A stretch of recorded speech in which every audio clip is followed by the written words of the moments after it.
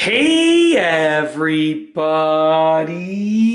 I'm here today to show you and tell you how to power on an Nespresso Citiz coffee machine.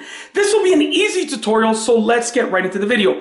As you can see right here, this is actually the Nepsresso Citiz and Milk coffee machine, and it's an espresso machine and a milk frother. And I'll say that again slower, an espresso machine and a milk frother. When I say fast, it sounds like I'm saying it's a Nespresso machine, which it is, but I mean it's an espresso machine and a milk frother. But I'm talking about the actual Citiz machine, not the milk frother. Really easy to power on. I'm going to keep this short and sweet. There are two buttons at the top here. On this side over here, you have a lungo button. On this side, you have an espresso button, okay? The espresso button is a small cup. The lungo button is a big cup.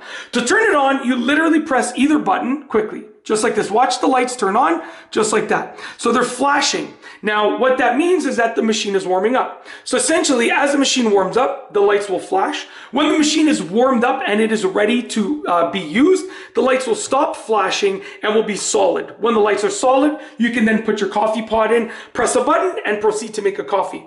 If it's not turning on, check to make sure your power source is actually working properly. Check to make sure it's plugged in correctly and so forth. So as you can see right here, it's turned on and it's ready to be used. And once again, you can either push the lungo button or the espresso button. Either one will work. And that is essentially it. That's how to power on this coffee machine, the Nespresso Citiz or Nespresso Citiz. I'm not sure how to say it, but I did my best to give you both pronunciations of the machine. And that's truly it. If you like this video tutorial, please be sure to give it a thumbs up. Let me know what you think down below as a comment. And of course, be sure to subscribe for more great videos just like this one.